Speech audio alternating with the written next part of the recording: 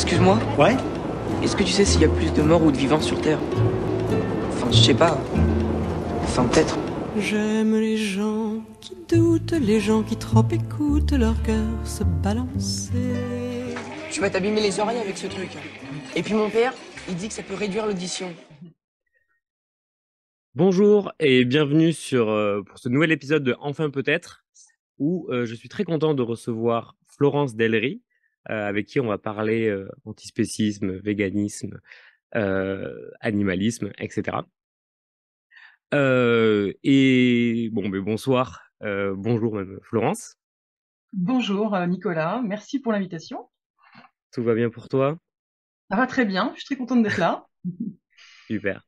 En fait, je vais tout d'abord te laisser te présenter. Si tu peux nous expliquer un petit peu c'est quoi ton parcours, qui tu es, comment tu en es arrivé à te poser les questions et comment tu es arrivé à t'engager en fait autour des questions qui sont au cœur de ton militantisme aujourd'hui. Et voilà. Et peut-être quel est le lien en plus avec l'esprit critique. Ouais, bien sûr.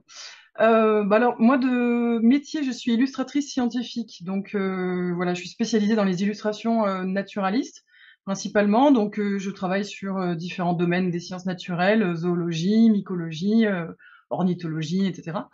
Donc ça, c'est mon métier. Et à côté de ce métier, je propose aussi du contenu de vulgarisation sur beaucoup les questions liées à l'éthique animale.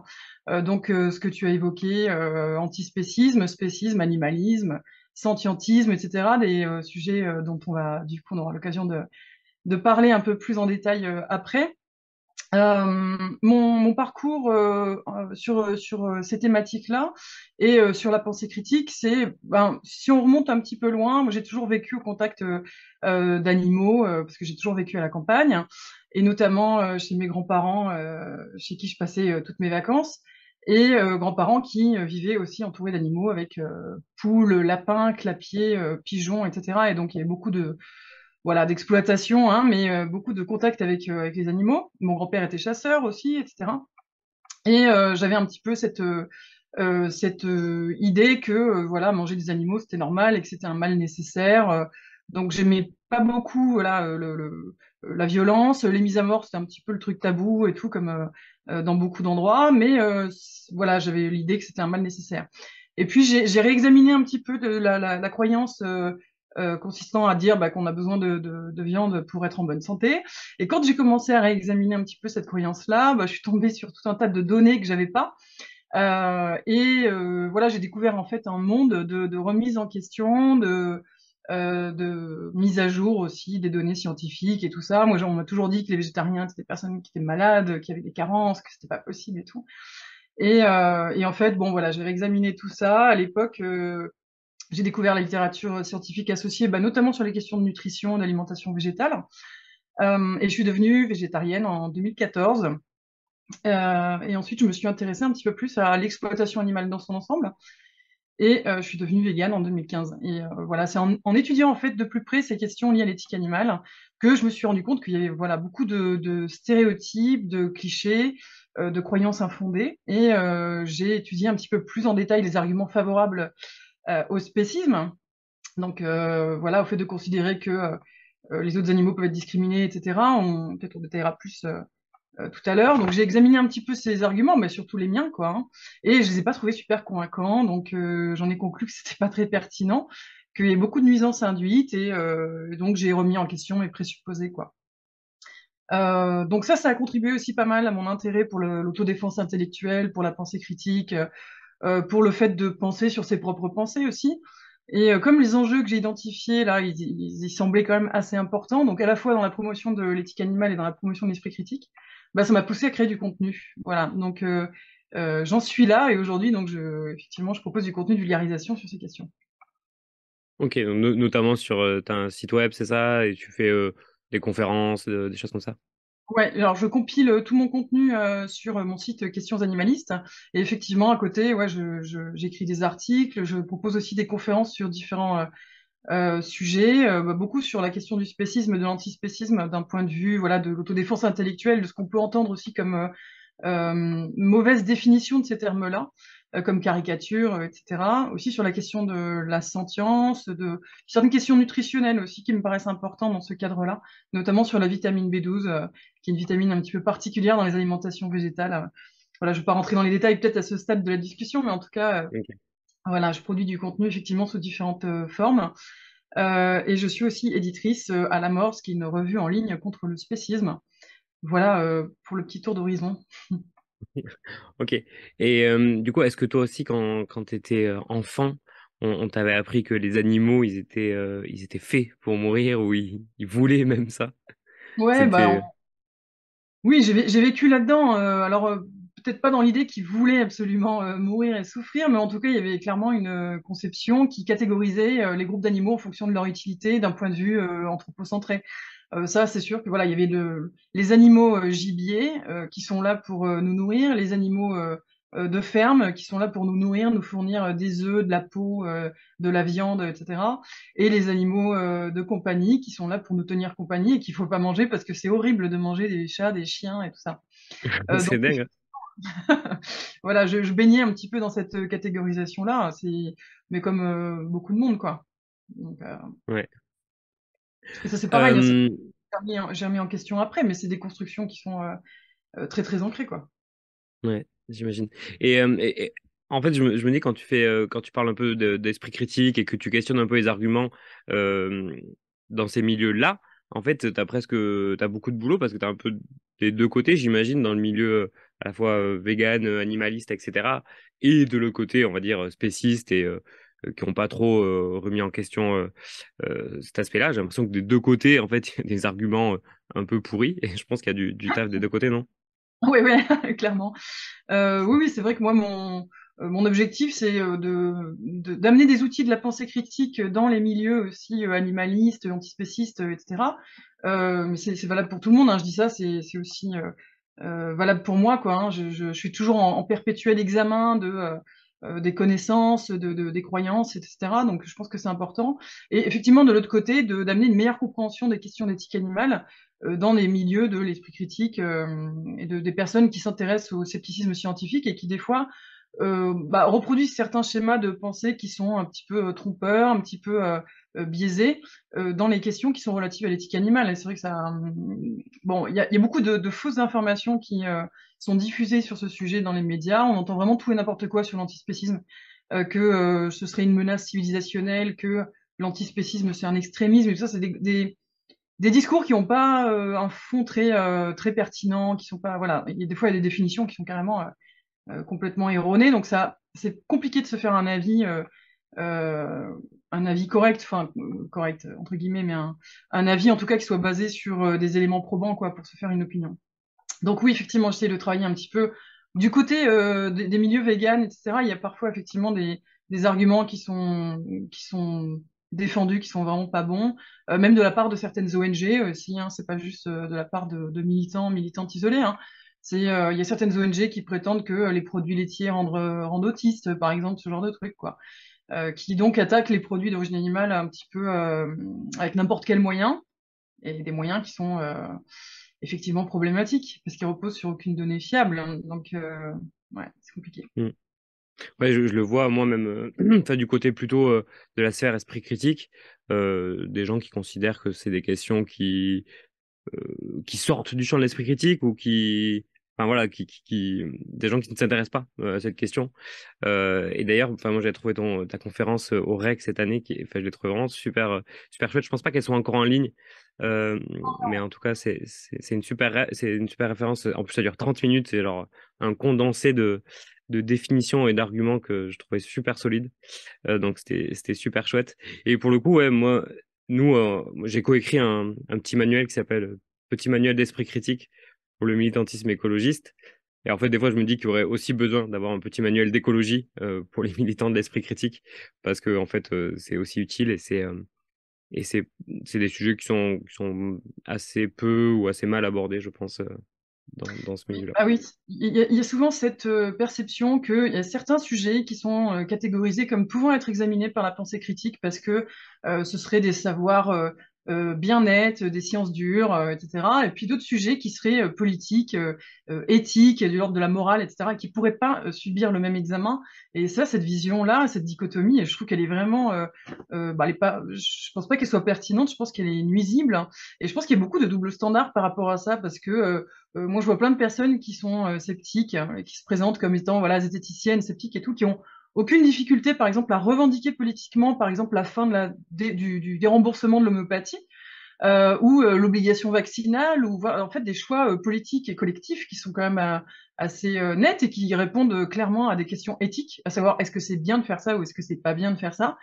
Donc il y a parfois une acceptation des questions éthiques sur certains sujets, et puis un refus des questions éthiques sur d'autres. Et c'est pour ça que cette frontière là entre ce qui est militant, ce qui l'est pas, je trouve ça vraiment très très compliqué d'un point de vue épistémologique.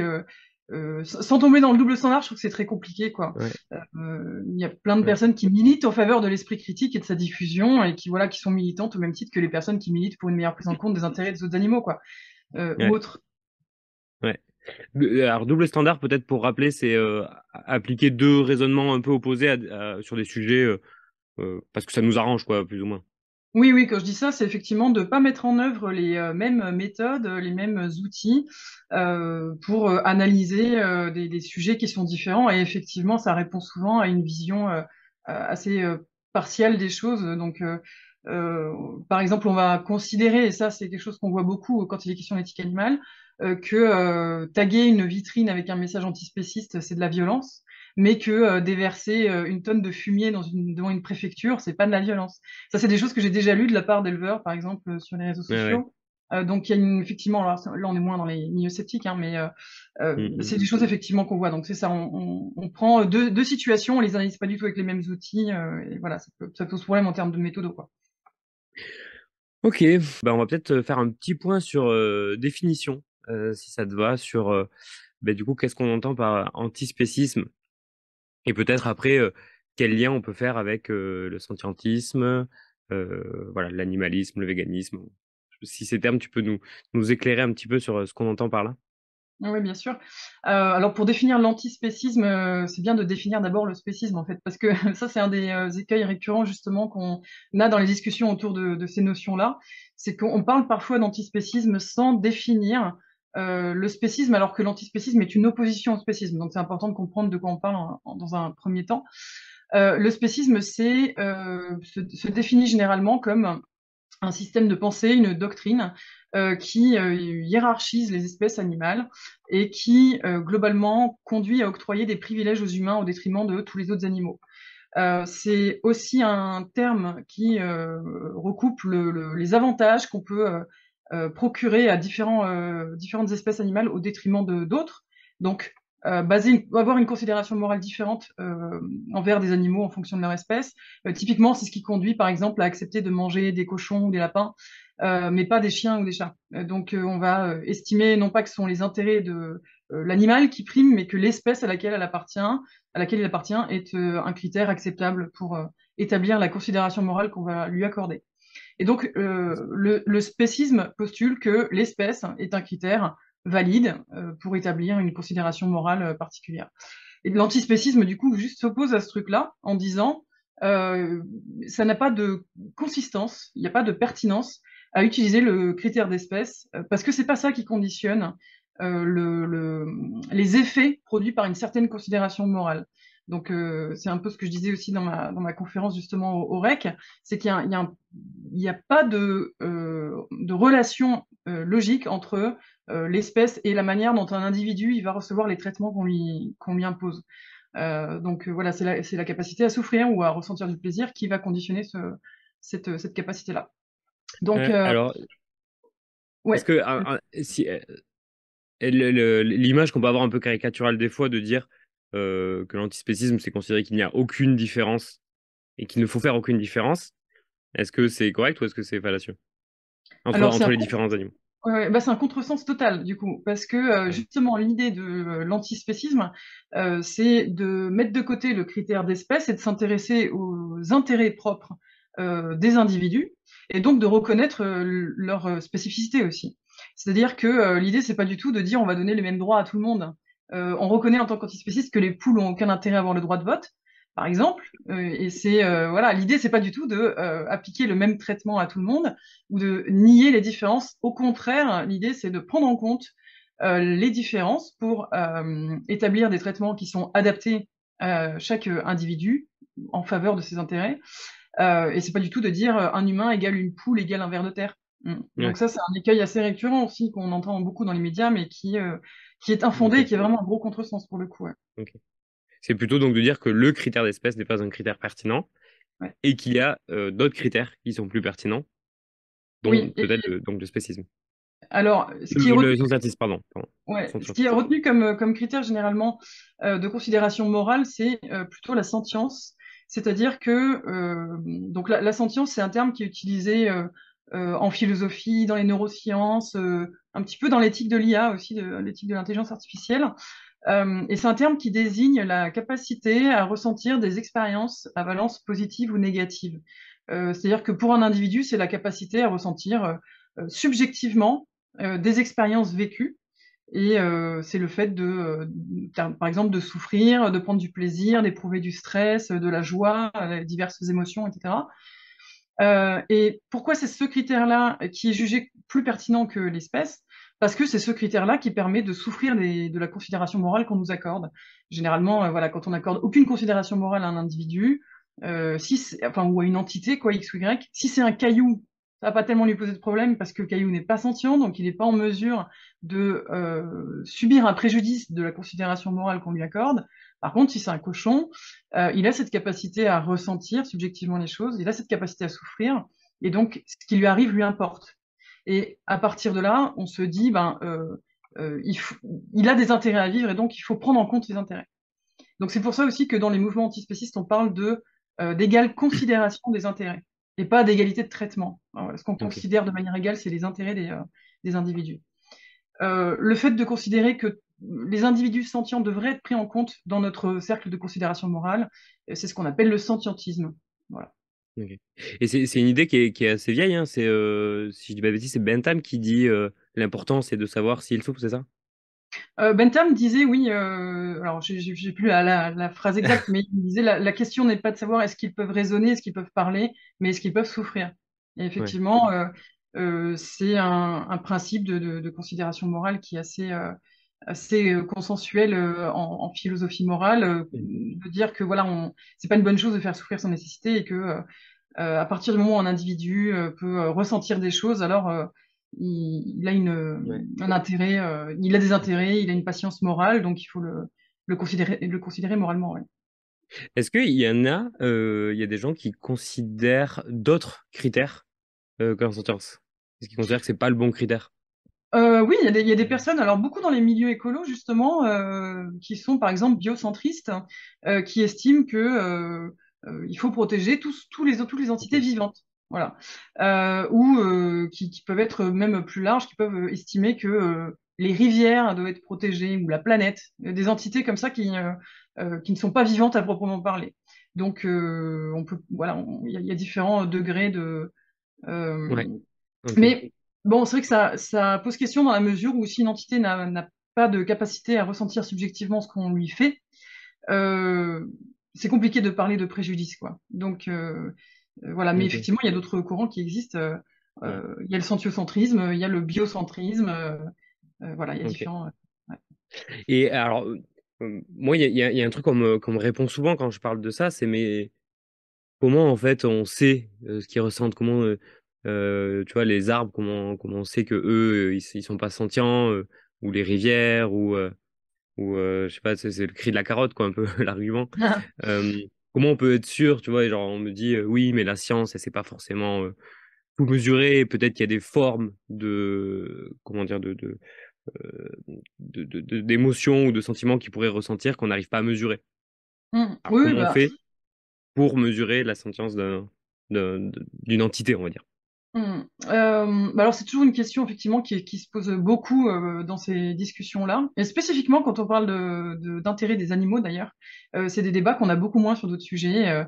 Quand on défend les arbres, par exemple dans un milieu écolo, c'est rare qu'il y ait quelqu'un qui dise oui mais les cailloux aussi ils ressentent quand même. Alors que quand on parle des droits des animaux, il y a toujours quelqu'un pour dire oui, mais les végétaux, ils ressentent quand même. Ouais. Donc, bon, il y a un contexte et il y a des implicites, et souvent ces implicites, c'est que il y a une opposition à la prise en compte des droits des animaux. Cela étant dit, effectivement, dans la recherche scientifique, il y a des critères qui sont reconnus comme étant fiables pour évaluer la sentience d'une entité.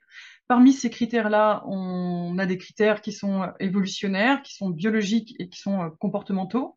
Donc, c'est par exemple le fait de rechercher d'éviter la douleur, de fuir la douleur, de rechercher les antalgiques, donc de chercher à soulager la douleur.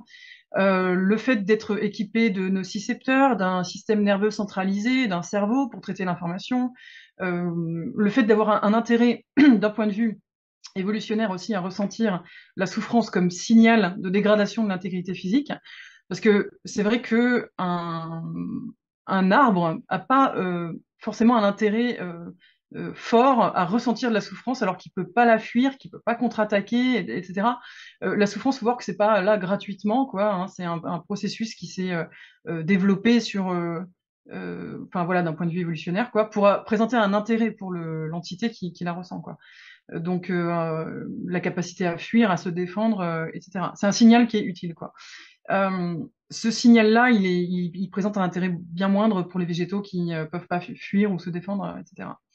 Donc il y a quand même des éléments qui sont assez fiables pour établir la sentience des individus. Après, il y a beaucoup de recherches qui sont encore en cours, hein, notamment sur des entités qui ont été examinées plus récemment dans la littérature, dans la recherche, bah, notamment les insectes, par exemple. Là, on a des recherches très récentes qui penchent plutôt en faveur de la sentience chez pas mal d'espèces d'insectes ou de groupes d'insectes. Mais après, pour des animaux tels que les mammifères, les oiseaux, les poissons, les crustacés décapodes, les céphalopodes, ça c'est quand même là c'est bien établi, quoi. Donc il n'y a plus tellement de doutes. Et en fait, on fait un peu comme avec les humains aussi, hein, parce que moi je peux pas savoir si toi par exemple tu éprouves, je peux pas éprouver les choses à ta place là. Donc on fonctionne aussi beaucoup par inférence en se Ok. disant si on a le même matériel biologique, les mêmes réactions comportementales, ou en tout cas des mécaniques qui sont similaires. C'est une hypothèse qui est pas très parcimonieuse de penser que ce qui se passe est complètement différent. Un chien à qui on donne un coup de pied, qui hurle, qui boite, qui s'en va, ce serait assez peu parcimonieux de se dire bon ben c'est mécanique, il ressent rien, etc. Alors que c'est aussi des comportements et des réactions qu'on observe chez les humains et chez d'autres mammifères, quoi.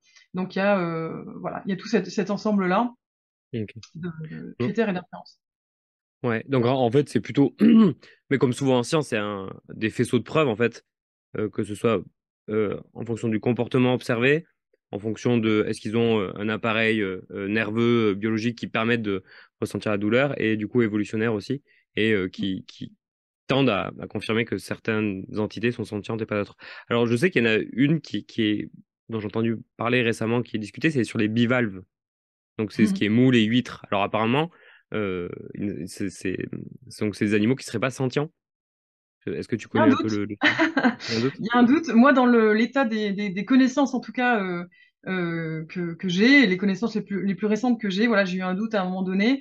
Et je n'ai pas de certitude. Donc, Ok, voilà, là, je peux pas trancher avec certitude. ok. Effectivement, il y a un doute parce que leur équipement biologique est quand même assez sommaire.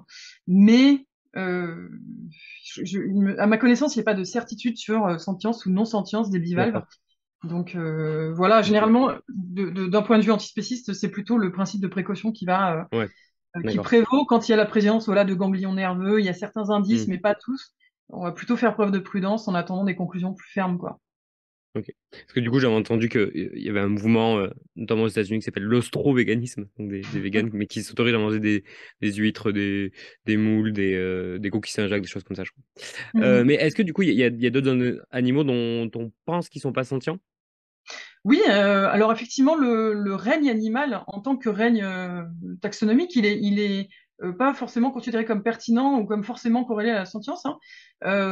C'est autre chose, quoi. Effectivement, il y a des animaux qui sont considérés comme n'étant pas sentients, et notamment le corail, les oursins, les méduses, beaucoup de cnidaires, quoi, par exemple. Et effectivement, là, c'est pareil, il y a des faisceaux de preuves assez forts pour se dire qu'effectivement, ils sont quand même classés dans le règne animal, mais qui sont pas Mm. sentients, quoi. Ouais. Ok, très bien. Euh, donc on a vu un peu antispécisme, sentientisme. Est-ce que l'animalisme c'est lié directement à tout ça? Alors, l'animalisme, Ouais. c'est un courant de l'éthique qui défend les intérêts des animaux, mais au sens large. Donc, c'est plus large que l'antispécisme, qui est spécifiquement un mouvement de lutte contre le spécisme, contre le critère de l'espèce en tant que critère de considération morale. Voilà, l'animalisme, c'est vraiment le champ de l'éthique au sens large, qui est d'ailleurs un champ de recherche légitime, hein. Je le précise parce que mon site s'appelle Questions animalistes et on m'a déjà fait la réflexion sur des groupes zététiques, justement, que c'était trop politique, parce qu'il y a un parti politique depuis quelques années qui Ah, s'appelle le Parti animaliste, et quand on connaît pas le terme animaliste, on a l'impression que c'est forcément quelque chose de politique au sens partisan du terme. Et en fait, bon voilà, c'est un courant de l'éthique, quoi, tout simplement. ok. Et bon, et du coup, là-dedans, le véganisme, c'est peut-être le terme le plus connu. Mais bon, peut-être que tu pourras nous rappeler ce que ça veut dire. Mais est-ce que du coup, être antispéciste implique forcément d'être vegan? Ou est-ce que tu connais des exceptions à ça? Alors, pour redéfinir le terme, parce qu'effectivement, pareil, le véganisme est des fois très mal défini aussi. Être vegan, c'est un mode de vie qui implique, dans la mesure du possible, de refuser l'achat, la consommation ou la pratique de produits ou de services qui impliquent l'exploitation ou la mort des autres animaux. Donc, concrètement, ça veut dire éviter les loisirs qui exploitent les animaux, comme les cirques avec animaux, l'équitation, la chasse, etc. Ne pas manger de produits d'origine animale dans le cadre alimentaire et ne pas se vêtir, par exemple, de cuir, de fourrure, etc., entre autres. Et donc, ce mode de vie, effectivement, c'est l'application cohérente de l'antispécisme, mais il y a effectivement pas mal de personnes qui sont antispécistes et qui sont pas forcément véganes pour différentes raisons. Déjà parce que dans notre société, il y a beaucoup de choses qui reposent sur l'exploitation animale et que de fait, c'est compliqué d'être vegan. Ça peut être compliqué socialement, on peut être quand même assez rejeté, jugé, moqué, etc. L'offre de produits qui simplifie la vie aussi aux personnes qui veulent pas manger, notamment des produits alimentaires, personnes qui veulent pas manger de produits d'origine animale, elle est alors ça s'améliore beaucoup, hein, mais elle est encore assez insuffisante. Et de la même façon, il y a des personnes qui n'ont pas le choix, tout simplement, qui sont convaincues qu'il faudrait respecter les intérêts de tous les animaux, mais qui, par exemple, vivent chez leurs parents, n'ont pas le choix de ce qu'ils mangent, Hmm. etc. Et c'est pas du tout incompatible. En fait, il faut vraiment distinguer la théorie, l'idée, avec laquelle on La peut être pratique. en accord, et puis la pratique, qui peut être un peu plus difficile à mettre en œuvre. Mais j'ai envie de dire, c'est comme dans plein d'autres domaines aussi. On peut être complètement opposé, par exemple, au conflit armé dans le monde, et puis pas du tout savoir comment résoudre le problème concrètement.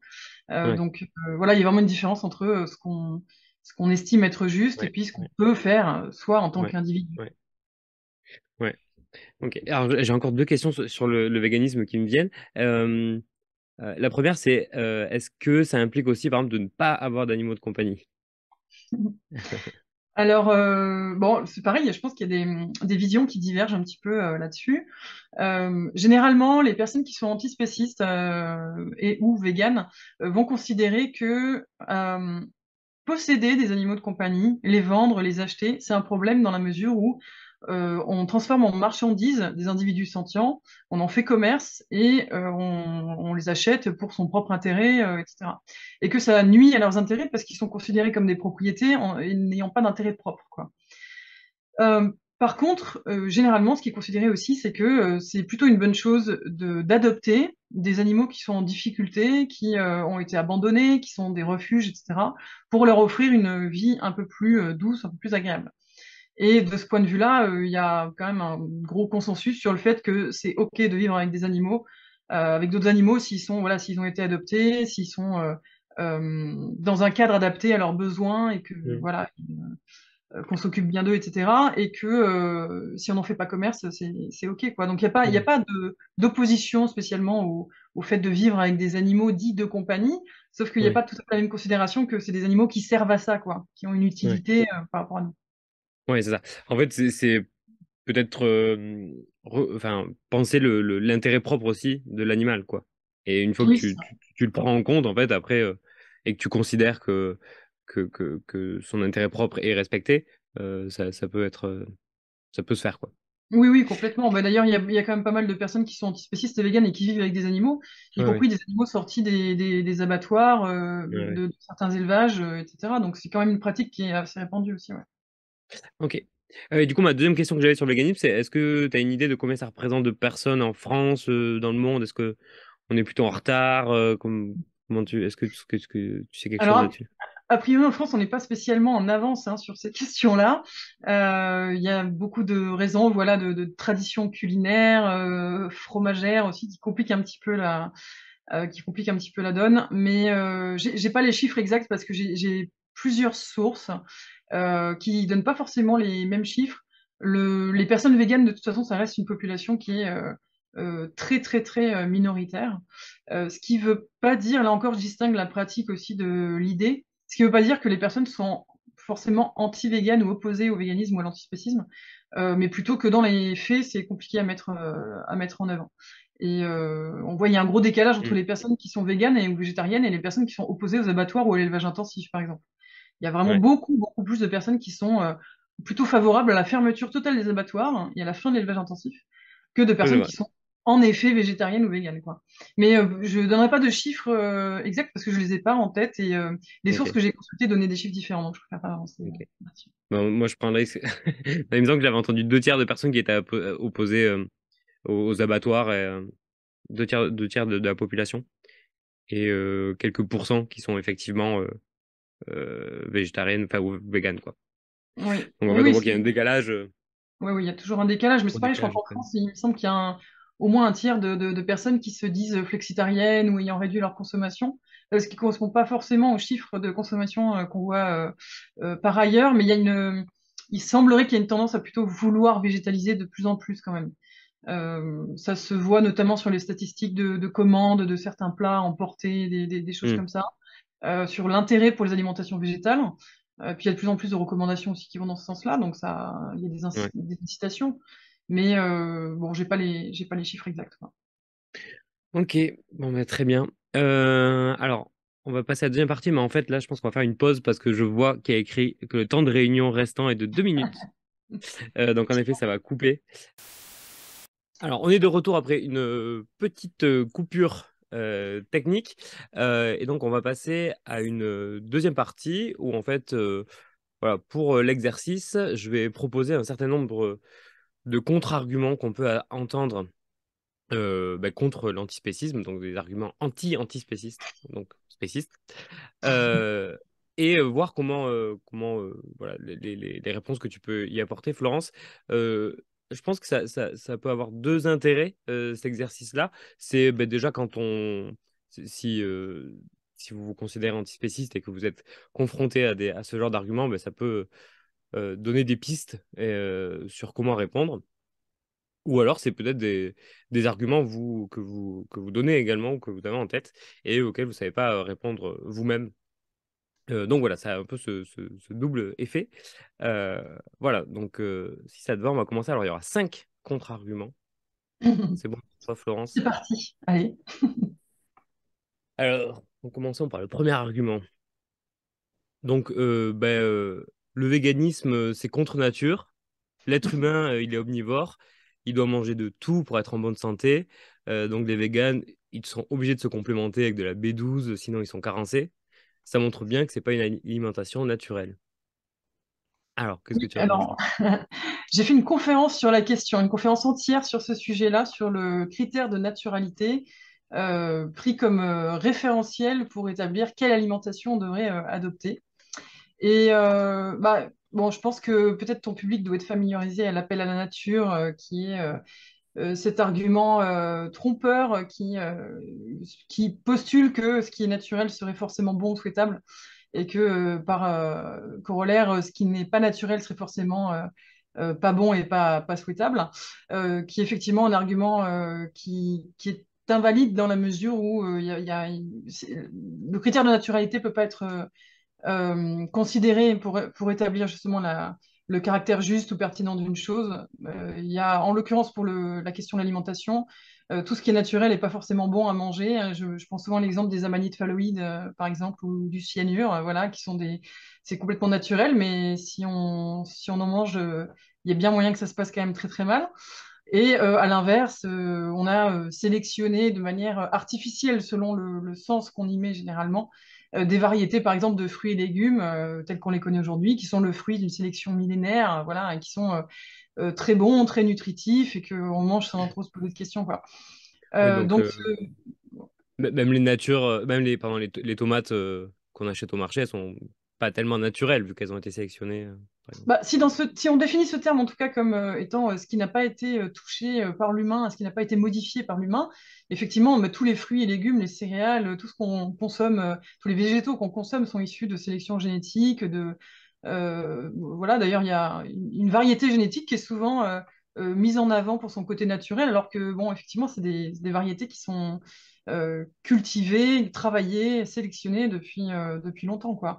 Et si on devait adopter une alimentation 100% naturelle, il faudrait parcourir les bois en ramassant des racines, des baies, tuant des animaux à main nue, les manger crus, etc. Je ne sais pas qui a envie de manger comme ça.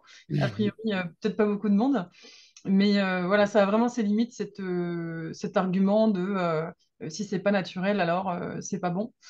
Pour ce qui concerne les alimentations végétales plus précisément, il y a un implicite aussi dans cette critique qui est que effectivement, les personnes qui végétalisent leur alimentation doivent se complémenter en vitamine B12. Alors, on en a un petit peu parlé tout à l'heure, mais c'est effectivement une vitamine qui est absente des végétaux sous une forme biodisponible pour les humains. Et donc, en effet, les personnes qui sont végétariennes ou végétaliennes, a fortiori, voilà, véganes, doivent se complémenter. Et je fais une petite parenthèse, mais plutôt ça, justement, un choix de santé publique et un choix politique, plus qu'autre chose, parce qu'en fait, on se rend compte que si on prend le cas de l'iode, par exemple, c'est un nutriment qui est aussi pas très simple à obtenir, et la première source d'apport d'iode dans la population des pays industrialisés actuellement, c'est les produits laitiers. Pas parce qu'ils en contiennent naturellement, mais parce qu'il y a de l'iode qui est ajouté aux rations des vaches, aux rations alimentaires, et aussi parce qu'on désinfecte les pieds des vaches avec des produits qui sont très fortement iodés et qui passent dans le lait par voie transcutanée au moment du nettoyage des mamelles, quoi. Et c'est comme ça qu'on se retrouve avec de l'iode beaucoup dans les produits laitiers et dérivés. Et il y a aussi en production aviaire, par exemple, les rations des oiseaux qui sont complémentées en iode. Et puis il y a aussi l'enrichissement du sel de table qui a été établi dans les années 50 par les autorités sanitaires pour éviter les problèmes de thyroïde, notamment et toutes les pathologies liées à la carence en iode qu'il y avait dans des populations qui n'avaient pas accès aux produits de la mer, notamment. C'est à ça qu'on doit l'expression crétin des Alpes, hein. Voilà, parce que le crétinisme était l'une des pathologies causées par la carence en iode. Donc, effectivement, il y a certains nutriments qui sont plus compliqués à trouver, alors, y compris là dans la population générale, parce que s'il n'y avait pas ces mesures politiques et ces mesures euh, zootechniques, en fait, de complémentation des rations, d'enrichissement du sel de table, etc., il y aurait beaucoup de carences en iode aussi. Donc, voilà. Et pour la B12, on pourrait faire la même chose, en fait. On pourrait enrichir des produits d'usage courant, par C'est ce exemple. que j'allais te demander, ouais. Ouais, Il y a bah des oui, pays qui le font? pardon? Il y a des pays qui le font? Alors, je ne sais pas s'il y a des pays qui le font dans le sens d'enrichir Ouais. spécifiquement des aliments courants. Il me semble qu'il y a eu à un moment donné le fait d'étudier, d'enrichir la farine de blé en B12, mais je ne sais pas si ça a été fait, ça ne me semble pas effectif. J'ai pas de certitude à ce sujet. Par contre, il y a des pays où les produits qui sont souvent utilisés par les personnes végétariennes et véganes pour, entre guillemets, remplacer la chair animale. Il y a des pays où ces produits-là sont beaucoup plus enrichis en vitamine B12 et beaucoup plus courants qu'en France. Donc les personnes obtiennent de la B12 aussi par ce biais-là, même si elles ne se complémentent pas directement. Et en France, on retrouve certains produits, mais qui sont des produits estampillés vegan, voilà, qui sont enrichis. Beaucoup de fromages D'accord. végétaux, de steaks végétaux, etc. Des fois des boissons aussi, des boissons végétales. Mais c'est pas encore très courant. Donc voilà. Mais cette idée que le végétalisme serait pas naturel parce qu'il faut se complémenter, du coup, elle est un peu glissante parce que on a exactement le même problème avec l'iode dans la population générale. Et encore une fois, bon, bah, c'est pas parce qu'une chose n'est pas naturelle qu'elle n'est pas bonne, quoi. Si on obtient un bénéfice en prenant un complément alimentaire, c'est un peu comme est-ce qu'on obtient un bénéfice en se faisant vacciner, par exemple. Les vaccins non plus, c'est pas naturel. Bon, est-ce que c'est une bonne Ouais. chose de laisser les gens mourir de certains virus parce que le vaccin n'est pas naturel? Je sais pas. Si on peut éviter de nuire, autant le Ouais. faire, quoi. Ouais. Ouais, mais de toute façon, ouais, tout cet appel à la nature, en fait, ça recoupe plein de choses et ça, c'est un peu un réflexe qu'on a dans notre cerveau, je pense, de faire ce truc-là, mais c'est pas forcément, enfin, c'est pas du tout rationnel, quoi, de faire ça. Ouais, puis J'avais une bon, autre question. faut voir Ouais. que, pardon, pour finir, culturellement, c'est aussi très valorisé, hein, ce côté naturel et tout ça. Juste pour préciser, les personnes qui sont véganes, antispécistes, etc., ne nient pas la nature, entre guillemets, omnivore des humains, hein. C'est souvent un truc. Alors, tout à l'heure, on parlait des mauvais arguments véganes. Il y a certaines personnes véganes euh, qui disent que les humains sont naturellement crudivores ou frugivores, etc. C'est le cas notamment de Gary Yourofsky, qui est un grand militant vegan, voilà, qui a beaucoup d'audience et tout ça, et qui a un discours qui est basé beaucoup sur ce critère de naturalité et tout, et qui sont des discours qui sont vachement critiqués aussi dans les milieux antispécistes et tout. Donc voilà, une bonne remise en question par rapport à ça, et c'est pas la nature omnivore d'Homo sapiens qui est niée, quoi. C'est juste qu'on peut faire autrement. Ouais. Voilà, Ce qui est n'implique pas ce qui doit être, comme on dit. exactement. La guillotine Oui, de parce qu'il n'y a pas Youn. que l'appel à la nature, il y a le paralogisme naturaliste aussi, qui est Ouais, exactement ça, donc confondre ce qui est et ce qui doit être. Ouais.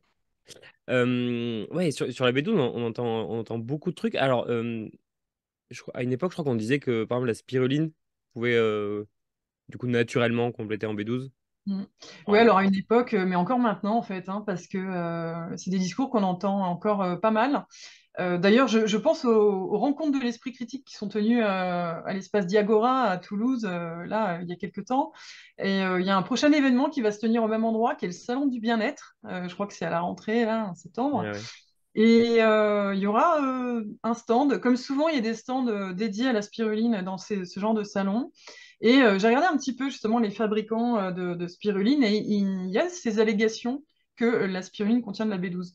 Or, on se rend compte que dans la spiruline, il y a effectivement une forme de B12 qui n'est pas biodisponible, qui est une pseudo-cobalamine, une pseudo-B12, et qui ne peut pas du tout servir d'apport en vitamine B12. Donc c'est absolument pas fiable, quoi. Et pourtant c'est des allégations qu'on retrouve souvent sur les paquets de spiruline. C'est un argument marketing et tout ça. Et j'en avais parlé moi avec des personnes qui sont naturopathes. Et apparemment c'est aussi énoncé dans la formation de Ah ouais. naturopathe. Ouais, donc c'est un souci dans la mesure où il y a effectivement des personnes qui sont végétariennes ou véganes qui pourraient être tentées de se tourner vers ces personnes-là. Je suis désolée, il y a mon chat qui éternue à côté. Pas de souci. Euh, et qui, du coup, ont des conseils qui peuvent mettre en danger leur santé, quoi. Donc, effectivement, la spiruline n'est pas du tout un moyen de se complémenter en B12 ou d'obtenir de la B12. Je pense, moi, que la spiruline, c'est un aliment qui n'est pas du tout indispensable, qui coûte aussi très cher, accessoirement, et qui, voilà, donc, on en Ok. prend si on en veut, mais c'est Ouais. pas... Ouais. On l'a encore sorti là, je crois que c'était hier au boulot. Je dis que j'étais fatigué. Il y a quelqu'un qui me dit: Ah, vous êtes fatigué, il faut prendre de la spiruline tous les jours. Eh Ah, oui, oui. d'accord. Ah, bah. Oui, oui, il y a beaucoup cette vision que la spiruline serait ce qu'on appelle à certains endroits un super aliment. Ouais. Donc, c'est effectivement un aliment qui est très riche en protéines même. Mais bon, en général, les gens dans les pays industrialisés consomment déjà trop de protéines. Ça n'a aucun intérêt de se bourrer de protéines de toute façon. Ouais. Effectivement, c'est marketé comme ça. C'est-à-dire que c'est un argument de vente très fort que la spiruline serait un peu un aliment magique, miracle et tout. Il faut se méfier de ces allégations. En général, c'est pas très bon signe. Il y avait une autre info que j'avais entendue sur la B12 et qui me paraissait un peu fumeuse. C'était quelqu'un qui disait qu'on complémentait aussi les animaux en B12 parce que, en fait, au final, ils en produisaient pas ou plus naturellement, quelque chose comme ça. T'as déjà entendu ça? Oui, bah, c'est un argument qui est souvent utilisé aussi quand on parle d'alimentation végétale. Alors, dans les élevages en général, il y a effectivement des animaux qui sont omnivores, bah, comme Homo sapiens, et qui sont pourtant nourris avec des rations végétales, Ah oui, d'accord. principalement pour baisser les coûts. Et c'est le cas des cochons, notamment. Et effectivement, ces animaux-là, s'ils sont omnivores et qu'ils mangent des rations végétales, bah, comme les personnes végétariennes et véganes, il faut leur apporter de la B12 par ailleurs. Et donc, ces Ok. animaux-là, effectivement, on leur donne des compléments de B12 et de manière assez courante. Il y a certains élevages où c'est pas le cas, et pour certains animaux, c'est pas le cas. D'accord. Euh, voilà, donc ça dépend des élevages, ça dépend du type d'animal, ça dépend de beaucoup de paramètres. Mais la complémentation d'une manière générale en nutriments, que ce soit des vitamines ou des minéraux, en élevage, c'est quand même des pratiques qui sont archi courantes, quoi. Voilà. Mais si on va attraper un lapin sauvage dans la forêt et qu'on le mange, on obtiendra quand même de la B12 aussi, hein. Il n'a pas besoin de manger des compléments pour. Voilà, sa chair naturellement va contenir de la vitamine B12. Ok, très bien. Alors, on va peut-être passer à la deuxième argument qui est peut-être un peu plus anecdotique. Donc voilà, donc c'est l'antispécisme, c'est une préoccupation de bobos citadins. Les antispécistes sont complètement déconnectés de la réalité. Ils ne connaissent pas le monde rural, la nature, les producteurs, et ils savent même pas reconnaître les animaux. Euh, Est-ce Alors que ça, tu c'est un entends argument. ça des fois? Oui, oui, oui, bien sûr. Bah, c'est un argument qu'on entend quand même beaucoup de la part de personnes qui exploitent directement des animaux et qui, du coup, ont développé ou pensent avoir développé une expertise particulière, mais qui est plutôt en fait orientée sur les conditions de leur exploitation et pas sur les questions qui sont vraiment intéressantes quand on parle d'éthique animale. Du coup, c'est un argument, par exemple, qu'on entend souvent de la part de chasseurs qui vont dire, effectivement, vous ne savez pas distinguer la perdrix du faisan, donc vous n'êtes pas légitime à critiquer la chasse. Euh, Or, critiquer le bien fondé de la chasse, c'est plutôt une question de philosophie morale. Ça peut être une question politique, ça peut être des questions qui ne sont pas forcément liées à la reconnaissance des espèces. Donc, c'est pas un argument qui est très fort quand même. Euh, il y a aussi beaucoup de contre-exemples en fait, hein. Moi j'en suis un. C'est-à-dire que Voilà ce bon, que j'ai j'allais toujours dire. vécu à la campagne, je suis une bouseuse ardéchoise, j'ai toujours vécu entourée d'animaux, j'ai pratiqué l'équitation, j'ai pratiqué la pêche, j'ai fabriqué des mouches pour la pêche avec des plumes de faisan tué à la chasse même. Donc voilà, je Ah ouais, ok. viens de loin, je suis une grosse viandarde, etc. Bon, voilà, donc il y a beaucoup de personnes aussi qui effectivement sont véganes et antispécistes, qui vivent à la campagne, qui sont naturalistes, qui sont des férus de nature. Il y a même des éleveurs et des éleveuses qui finissent par devenir antispécistes et véganes ou végétariennes parce que justement elles perçoivent le problème avec l'exploitation des animaux, elles peuvent plus envoyer leurs animaux à l'abattoir, etc. C'est aussi des choses qu'on voit. Mm. Et puis, de toute façon, j'ai envie de dire, peu importe, parce que c'est effectivement pas sur ce critère-là qu'il est pertinent de juger. Il n'y a pas tellement besoin de pratiquer quelque chose pour critiquer cette chose. Et heureusement, parce que si on transpose à d'autres phénomènes, je sais pas quoi, est-ce que pour critiquer le meurtre ou d'autres pratiques, il faut Il avoir faut connaître un d'abord peu. testé tout ça? C'est quand même compliqué, je trouve, comme argument. Et puis, bon, dans les faits aussi, c'est souvent parce que les personnes qui sont antispécistes connaissent bien les pratiques d'exploitation des autres animaux dans les élevages, dans les abattoirs, etc. C'est souvent cette connaissance-là qui amène au rejet justement de ces pratiques. Je prends l'exemple des vaches à hublot, par exemple, qui sont des vaches dont le rumen est rendu accessible par un trou qui est percé dans leur abdomen, dans lequel il y a des opérateurs qui Ouais. peuvent mettre le bras, voilà, et observer des choses et tout. Cette pratique de la vache à hublot, elle est sortie auprès du grand public, surtout je crois que c'était en 2019 quand L214 a fait une Je me vidéo sur rappelle. la question, et tout le monde était outré et a découvert ce truc-là, alors qu'il y a justement beaucoup de personnes qui étaient animalistes, antispécistes et tout, qui étaient vraiment au courant depuis très longtemps en fait, qui connaissaient cette pratique depuis très longtemps. Pour eux, c'était pas une surprise. Parce que justement, c'est des personnes qui généralement connaissent mieux les pratiques d'élevage, de zootechnie, d'abattage, Mm, que, mm, mm. entre guillemets, le commun des mortels, quoi. Mais- Et puis j'ai envie de dire que il y a aussi ce que je disais tout à l'heure, quoi, l'éthique, c'est aussi un champ de recherche, quoi. On peut pas juste, on a l'impression que c'est quelque chose de très subjectif et que tout le monde peut donner son avis sur l'éthique, mais il y a un champ de recherche, il y a des données, il y a une littérature sur la question aussi. Et c'est pas certain que les personnes qui sont impliquées dans l'exploitation des animaux et qui dépendent de cette exploitation financièrement soient forcément les mieux placées pour parler de philosophie morale. ouais. C'est aussi une expertise. Donc voilà, sur Ok. cette Euh, qualification de. Ouais, pardon. non, je voulais juste revenir sur les vaches à hublot dont tu parlais. Je me souviens que quand Mhm. c'était sorti, moi j'avais entendu des arguments disant que au final c'était pas si douloureux ou gênant pour la vache et qu'au contraire, genre c'était assez utile pour pouvoir la soigner ou mieux comprendre certains comportements, etc. Est-ce que, enfin, Oui, oui, enfin, c'est effectivement un argument qui a été donné par les filières. On a eu des arguments qui principalement visaient à dire effectivement ça augmente le bien-être, ça permet de mieux étudier la digestion, de mieux contrôler les émissions de méthane, etc. Mm, mm. Bon, c'est pareil, c'est un argument qui me paraît assez fragile, moi, de placer un individu dans une situation d'exploitation non nécessaire, puis de lui imposer ce type de pratique en disant qu'on va améliorer les choses par la suite. On a le Ouais, même argument un petit peu avec, par exemple, la codectomie qui est imposée aux cochons en élevage porcin, où on va dire, bah, si on coupe la queue des cochons, généralement ça se fait à vif, hein, quand c'est encore des porcelets, à la tenaille, si on leur, s'il y a des pinces, voilà, pour couper les queues des cochons et qu'on fait ça en routine, en fait, c'est parce que sinon les cochons, ils se mangent la queue, ils se cannibalisent dans les élevages. Donc on leur rend service avec la codectomie. Et le problème, c'est que si les éleveurs sont amenés à faire ça, c'est parce que la promiscuité des cochons, qui sont à 95% élevés en élevage intensif en France, donc sur caillebotis et sans jamais voir la lumière du jour, c'est parce qu'il y a une telle promiscuité dans ces élevages-là que les cochons développent justement des comportements d'agressivité et de cannibalisme. Sans ça, il n'y aurait pas ce problème de qui se mange la queue, etc. Donc il n'y aurait pas besoin de faire de codectomie. Donc justifier la codectomie, donc une deuxième nuisance en disant bah, on va soulager un comportement alors que ce comportement est induit par une première ouais, nuisance, bah, c'est une double faute en fait. ouais. Ça arrange pas du tout le souci. On a un petit peu le même type d'argument là, donc pour moi ça fonctionne quand même pas très très bien à ce niveau-là. Si le bien-être des vaches était en jeu sur les vaches à hublot, on arrêterait d'exploiter les vaches. On chercherait collectivement Ouais, à arrêter de les exploiter.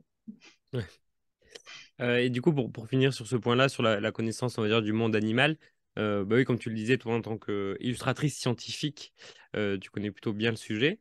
Et si je dis pas de bêtises, en fait, tu viens de sortir un livre, là, il y a quelques jours, qui est justement pour apprendre à mieux reconnaître les animaux, c'est ça? Oui, ben alors c'est vrai que bon, avec mon métier, effectivement, je fais beaucoup de balades naturalistes, beaucoup de photos naturalistes, et je travaille avec des comités scientifiques aussi sur la représentation des espèces et tout. Donc, je dirais pas que je connais bien les animaux parce que c'est vraiment, je trouve que cette phrase, elle a vraiment pas de sens. Il y a tellement de diversité et tellement de richesse que c'est très compliqué de dire ça. Mais en tout cas, effectivement, oui, c'est un peu mon travail au quotidien, quoi. Et oui, là, il y a quelques jours, j'ai sorti un livre qui s'appelle Reconnaître facilement les animaux, écrit par Marc Giraud aux éditions de Lachaud et Niestlé, en partenariat avec les fédérations Connaître et protéger la nature. Et effectivement, c'est un bouquin dans lequel on apprend à un très large public, voilà, à différencier chevreuil, chevrette, biche, l'escargot des jardins, l'escargot des haies, le chien, le loup, etc. Donc, pour éviter justement les confusions, et voilà, ça fait partie un petit peu de ce truc-là. Mais euh, je- pour rebondir sur ce côté, on connaît bien les animaux parce qu'on vit avec eux. Je pense qu'une chose importante à souligner aussi, c'est que ça peut être vraiment très biaisé, ça aussi. Je prends l'exemple de personnes qui travaillaient dans des cirques avec animaux, euh, qui, qui disaient que pour elles, c'était logique et normal qu'un éléphant se balance sur ses membres antérieurs toute la journée, parce que c'est un comportement qu'ils observaient quasi systématiquement et que donc ça les choquait pas. Or, ce comportement de balancier là, chez les éléphants, un- c'est une manifestation de détresse psychologique en fait. C'est un tic voilà, qui se développe en captivité, etc. Donc en fait, même le fait de vivre avec les animaux ne protège pas du fait de mal interpréter leur comportement. C'est des choses aussi qu'on observe beaucoup chez les particuliers qui ont des animaux qui vivent avec eux, des chiens, des chats, et qui savent pas du tout forcément décrypter les signes de mal-être, etc. Chez les chiens, c'est assez flagrant. Ce qu'on appelle les signaux d'apaisement, le fait de se lécher la truffe et tout ça, sont pas forcément du tout interprétés comme des signes de mal-être par les personnes qui vivent avec eux, quoi. Donc ça demande un peu une certaine expertise aussi. Il suffit pas de dire je vis avec les Ouais, animaux voilà, pour les connaître, quoi. ouais, Euh, l'observation suffit ouais. pas. Ouais. Ouais, ouais. Puis bon, on peut parfaitement connaître le mode de reproduction, l'alimentation d'un animal, d'un individu. Il faut, il faudrait savoir quel lien logique il y a avec ça et le fait de pouvoir lui tirer une balle, le mettre à mort, l'égorger, etc. A priori, il n'y a pas de lien logique quoi, entre les deux. Ouais. Ok, alors on passe au troisième argument. Sinon, non, ça va un peu en se corsant. Euh, donc c'est j'ai vu un antispéciste écraser un moustique l'été dernier. Dès qu'ils sont confrontés au monde réel, les convictions utopistes des antispécistes disparaissent. Alors, est-ce qu'on écrase les moustiques ou pas? Bah, bon. Euh, alors, c'est se baser sur le comportement d'une personne hein, pour appréhender, embrasser ou rejeter un mouvement éthique ou politique, moi, ça me paraît insuffisant, quoi. Je pense que je ferai une analogie avec le mouvement sceptique, c'est est-ce qu'on rejette l'ensemble du mouvement sceptique parce que à un moment donné, on a vu un sceptique faire un bisou magique à son enfant pour soulager, voilà, en disant ouais, mais le bisou magique, ça ne marche pas, c'est complètement irrationnel, voilà, dans le monde réel, vos convictions s'effondrent, etc. Donc voilà, ça me paraît assez limité quoi comme Ouais. réflexion. Après, il y a aussi, on peut être antispéciste, donc rejeter le critère d'espèce en tant que critère de considération morale et considérer qu'en fait, il y a certaines implications de cette théorie-là qui sont extrêmement complexes. Et le mouvement antispéciste dans son ensemble, en fait, comme beaucoup de mouvements, hein, il n'a pas réponse à tout et il prétend pas avoir réponse à tout. Il y a des réflexions qui sont établies sur la cohabitation avec différents autres animaux, notamment dans le livre Zoopolis des philosophes Will Kimlicka et Sue Donaldson, qui parlent justement de la cohabitation, notamment avec les animaux qui vivent en ville, les animaux sauvages, etc. Mais il faut se méfier aussi du biais de la solution parfaite, quoi, en disant tant qu'on n'a pas la solution à toutes les questions de cohabitation, même les plus complexes, eh ben, autant rien faire. Ça, c'est un truc qui pour moi est assez peu productif, quoi. C'est compliqué de faire des choix éclairés en partant de ce postulat-là, je pense. Et puis, bah là, c'est pareil, il y a aussi des implicites, c'est souvent cet argument des parasites ou des animaux qui nous agacent un petit peu, qui est souvent invoqué pour pas avoir à parler des poules, des poissons, des cochons, des vaches. Donc, il y a une priorisation des questions euh, qui est un petit peu voilà, discutable, quoi. Moi, je veux bien vivre hein, dans un monde où les seuls dilemmes moraux qu'on a, c'est est-ce qu'on écrase ou pas les moustiques, hein, vraiment. Ouais. Un sujet assez mineur ouais, par rapport à d'autres enjeux de la cause animale. On peut passer au quatrième, je pense, qui, je pense, peut apporter pas mal de discussions. C'est donc, c'est trop compliqué d'être antispéciste slash vegan dans notre société actuelle. Il n'y a pas assez d'offres, c'est trop cher, c'est trop difficile socialement.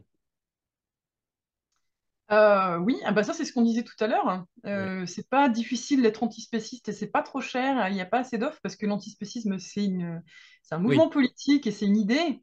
Donc ça coûte rien. Ça coûte rien d'être antispéciste en soi. Ce qui coûte éventuellement et ce qui est compliqué éventuellement, c'est d'appliquer concrètement un mode de vie qui serait en cohérence avec cette idée-là.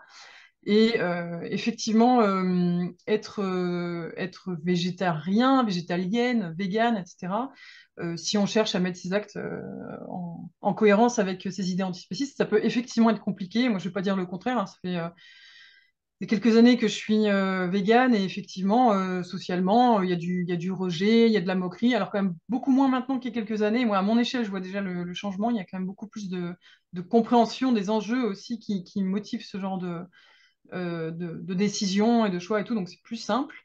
Mais effectivement, il y a euh, une offre en remplacement alimentaire, par exemple, qui est pas très fournie. J'en parlais notamment pour la France. C'est plus développé dans d'autres pays, mais en France, c'est vrai que ça manque encore un petit peu. Mhm. Euh, Pareil dans les Même, cantines et dans la restauration ouais, collective aussi, hein. Ça fait défaut. ouais. Même dans les restos, hein, moi je trouve que il y a encore pas mal de restos où tu peux aller et tu trouves pas d'option Ouais. vegan, même voire végé, quoi. Oui, oui, bah souvent encore en restaurant, il faut composer un plat sur mesure ou demander un ensemble d'accompagnements et on se retrouve parfois avec un peu voilà des surprises, des frites avec du riz et du pain, quoi. Bon, c'est pas c'est pas très travaillé, mais bon, ça a tendance à évoluer, mais c'est vrai que c'est encore assez réduit. Le fait que ce soit considéré comme trop cher, ça c'est plutôt, alors ça concerne plutôt les simili-carnés ou des produits de remplacement vraiment des produits d'origine animale, les boissons végétales, les fromages végétaux, etc. Parce que dans les faits, manger entièrement végétal, c'est plutôt des produits de base qui sont vraiment très peu chers, au contraire, Mm. et en tout cas beaucoup moins chers que la chair animale, le poisson, la viande, les fromages animaux, etc. Parce que les produits de base, pour avoir une alimentation végétale, c'est surtout céréales, légumineuses, noix, graines, huile, fruits, légumes. En fait, c'est des produits, si c'est des produits bruts, c'est pas plus cher, c'est même moins cher en fait. Voilà. Donc, ce qui est plus cher, c'est vraiment les fromages végétaux, les steaks végétaux, etc. Et c'est pareil, ça a tendance aussi à se démocratiser un petit peu plus, donc Ouais. c'est voué à changer. Et puis, il faut voir que bon, il y a aussi un coût caché dans les aliments issus de l'élevage qui est assez conséquent. Il y a notamment beaucoup de subventions quoi, qui sont accordées à l'élevage et les produits de l'élevage devraient coûter beaucoup plus cher que ce qu'ils coûtent. Il n'y a pas le même travail de subvention et d'aide hein, sur les produits qui sont en remplacement quoi, de la chair animale. Donc ça, c'est possible que ça change aussi euh, prochainement, quoi, parce que on va plutôt vers des recommandations qui tendent à augmenter la part de végétaux dans l'alimentation. C'est des recommandations voilà, qui font assez consensus de l'OMS, d'autres Donc, structures. Voilà. pour des questions de santé plutôt. Bah, pour des questions de santé voilà, sur certaines structures, par exemple l'ANSES hein, ou l'OMS, effectivement, mais aussi pour des questions environnementales, parce que la consommation de chair animale et de produits d'origine animale en général, notamment des pays industrialisés, elle est intenable voilà, d'un point de vue environnemental, et c'est des données qu'on retrouve, bah, qui ont été compilées par le GIEC, qui sont Mm, fournies mm, par la FAO, etc., et qui, voilà, qui sont assez mm. sans ambiguïté à ce sujet-là, quoi. Et après, il y a l'aspect social où effectivement, ça peut être compliqué d'être, de changer d'alimentation. Il y a un rapport très affectif à l'alimentation, notamment dans le cercle familial, dans les cercles d'amis, etc., où il y a beaucoup de choses qui tournent autour des repas en général, et donc eh ben, des produits animaux en général. Et ça peut être un petit peu compliqué. Une fois que tout ça a été dit, ça reste simple d'être antispéciste parce que c'est une idée et effectivement moins simple d'être végane. Et j'ai envie de dire que les gros enjeux se jouent pas à l'échelle individuelle forcément. Je pense qu'il y a beaucoup à jouer à l'échelle collective, Mm. mais comme sur d'autres problématiques, par exemple environnementales aussi, où les gestes individuels ont une importance, notamment de contagion sociale, si on peut dire, c'est-à-dire que ça incite par conformisme d'autres personnes aussi à envisager au moins la question différemment et ça ouvre un petit peu les discussions, etc. Ouais. Mais c'est vraiment des questions qui doivent être réglées collectivement, quoi, parce que les enjeux sont très gros, voilà, il y a beaucoup de questions politiques, et c'est difficile même pour des individus d'être végétarien, vegan, etc., d'aller chez son médecin au moindre problème de santé. Si le médecin est au courant que l'alimentation est végétale et tout, c'est ça qui va être visé comme étant le problème, par exemple. Donc c'est pour ça que les personnes véganes ont tendance à cacher à leur médecin qu'elles sont véganes, et c'est un problème aussi dans la prise en charge des, des, des- des patients, quoi. Donc, il y a tout un travail collectif aussi à faire sur l'amélioration de la formation des médecins, sur la modification des recommandations sanitaires, sur le développement de l'accès aux offres, etc., quoi. Mais c'est vraiment des enjeux collectifs. Moi, si une Mm. personne dit je pense que le spécisme est nuisible, inconsistant et tout ça, mais je suis pas végane parce que j'y arrive pas et tout, je vais pas lui sauter dessus, j'ai pas de souci avec ça, quoi. Ok. Ouais, mais moi, sur cette idée de contagion sociale, ouais, je pense que c'est hyper important. Et s'il y a une personne autour de la table qui est végane, ben, c'est pas facile, mais dès qu'il y en a deux, puis trois, etc., je trouve que ça devient de plus C'est en plus ça. facile. Et puis, et puis ça passe. En fait, moi, j'ai une anecdote à ce sujet-là qui date il y a quelques jours. J'étais invité à un barbecue chez des potes. Et évidemment, l'essentiel du repas, c'était de la viande, quoi. Et du coup, bah, moi, je me suis retrouvé à manger que les petits poivrons et aubergines qui restaient à côté. Et, euh, et en fait, du coup, ça a un peu fait chier tout le monde, tu vois, que j'ai pas d'autre solution. Et là, en fait, tout le monde est hyper motivé pour la prochaine fois faire un barbecue végé. Donc ça marche, quoi. Si en faisant petit à petit, à son échelle, bah, montrer aux autres bah, que c'est possible et que ça peut être intéressant et ouvrir des discussions par rapport à ça. Ouais, Et bah, même, ouais. même, ouais, j'allais dire, même si on n'y arrive pas d'un coup arrêter totalement l'alimentation d'origine animale, voilà, petit à petit, si ça permet d'ouvrir des discussions et des opportunités et des nouvelles manières de considérer l'alimentation, c'est intéressant, quoi. Oui, oui, tout à fait. Mais moi, c'est un petit peu aussi ce que je défends, c'est plutôt l'idée qu'il y a une carence, si je puis dire, en information autour de ces sujets-là, et que du coup, il y a effectivement moins à convaincre ou à essayer d'y aller frontalement, quoi, que juste d'informer en disant, voilà, il y a ça qui existe, on peut se passer de ça, et peut-être que ce qu'on a toujours fait n'est pas forcément la meilleure chose, quoi. C'est pas parce qu'on a toujours fait ça que c'est la meilleure chose à conserver aujourd'hui, parce qu'on se rend compte qu'il y a d'autres enjeux éthiques, environnementaux, etc., et qu'on peut les prendre en compte. En tout cas, voilà, il y a ça qui existe. Effectivement, oui, bah, la discussion, alors autour du barbecue, c'est pas forcément le meilleur moment, parce qu'il y a des fois où ça rentre vite en réactance, Ouais. mais en tout cas, ouais, c'est que le dialogue soit ouvert, c'est, je pense, une bonne chose. Ouais. Mais Mm. on se rend compte qu'il y a une difficulté assez similaire quand, dans un repas de famille, on est la seule personne à défendre les vaccins, hein, par exemple. Hein. C'est très Mm. inconfortable socialement aussi quand on est à une table de personnes qui, voilà, qui sont complotistes ou qui sont climato-dénialistes, par exemple. Mm. C'est très inconfortable aussi, quoi. Donc, c'est des situations qui sont pas propres spécialement à l'antispécisme, hein, Ah mais oui, non. Eh bien, on peut passer au dernier argument. Alors, je te le lis.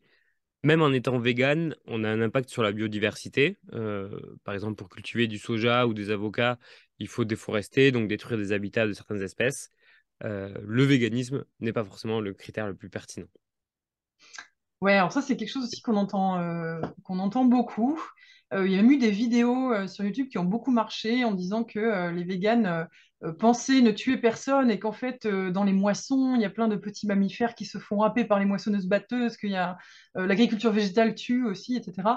Et moi, je ne crois pas avoir croisé toutes ces années de véganes qui pensaient qu'ils tuaient personne, qui tuaient Ok. rien. Je crois que c'est vraiment un épouvantail argumentatif de premier ordre, parce que enfin, les personnes véganes ont conscience qu'en étant en vie et en étant un être hétérotrophe, donc on doit se nourrir d'autres organismes vivants, et qu'en l'occurrence, on tuera forcément soit des végétaux qui sont aussi vivants, soit des animaux qui vivent dans ces végétaux qu'on cultive. Et je ne crois pas qu'il y ait de personnes véganes qui nient ça et en pensant tuer vraiment personne, aucun animal et tout, hein, je ne crois pas. Après, il y a la question des ordres de grandeur, par contre, quoi. Mm. Dire que on peut nuire moins, et on peut même nuire beaucoup, beaucoup moins, parce que l'élevage est quand même un gros contributeur, ben, notamment au changement climatique. On estime qu'il y a, alors ça dépend des études, hein, mais à peu près 16% des émissions de gaz à effet de serre mondiales qui sont dues à l'élevage. Et les données sont quand même assez convergentes sur le fait que globalement, l'élevage est un gâchis de ressources. Donc, le fait que l'élevage soit inefficient d'un point de vue de la production de ressources, c'est-à-dire qu'il en consomme plus que ce qu'il en produit, c'est des données qu'on retrouve, bah, y compris en France, sur l'inefficience calorique ou l'inefficience protéique, avec des données qui sont, voilà, même franco-françaises, hein, chez Agreste, par exemple. On constate qu'il faut à peu près 2 kilos de protéines végétales pour fournir 1 kilo de protéines animales. Mais c'est logique quand on connaît les niveaux trophiques, en fait. Hein. Les animaux, il faut bien qu'ils se nourrissent aussi. Donc, si on veut se nourrir d'animaux, il faut d'abord les nourrir avec des végétaux. Ça consomme moins de végétaux de se nourrir de végétaux directement. Et ça, Mm. les échelles diffèrent en fonction des produits, mais la moyenne, c'est ça, quoi. C'est 2 grammes pour 1 gramme, 2 grammes de végétaux pour 1 gramme d'animal, donc en termes de protéines. Ok.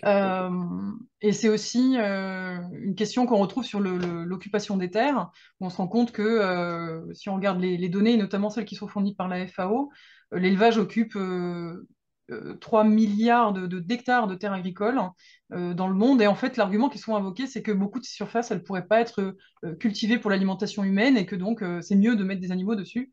Mais en fait, il y a un tiers de cette surface qui pourrait être utilisée pour des grandes cultures destinées à l'alimentation humaine. Et quand on connaît justement le rapport d'inefficience de l'élevage, bah en fait, peu importe qu'il y ait une partie de ces surfaces-là qui ne pourraient pas être utilisées pour Mm. l'alimentation humaine, parce que ça ne compense pas de toute façon Ouais. l'inefficience de l'élevage, quoi. Et puis sur la question de la déforestation, c'est pareil, il y a plus de 70% de la déforestation, notamment en Amazonie, qui est causée par le pâturage bovin. Et il y a aussi une partie qui est destinée aux grandes cultures, notamment de soja, elle-même destinée beaucoup aux animaux d'élevage. Donc en fait, les gens mangent des animaux, en mangeant des animaux, mangent indirectement du soja sans vraiment le savoir. Enfin, en tout cas, ils mangent des organismes qui eux-mêmes ont consommé beaucoup de soja.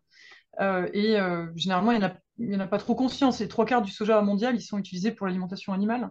On se tourne souvent vers les personnes véganes quand il est question de soja, mais parce qu'on sait que les personnes véganes consomment du tofu, des laits végétaux, des laits de soja et tout ça. Or, cette consommation directe, bah, elle est souvent issue de soja qui est français. Il y a une filière dans le sud-ouest, par exemple. Il y a plein de gens qui ne le savent pas, mais on cultive du soja en France, notamment dans le sud-ouest. Il y a pas mal de soja aussi qui est européen et notamment qui est cultivé en Italie. Il y a même une filière pardon, de quinoa qui est française, le quinoa d'Anjou, que personne ne connaît.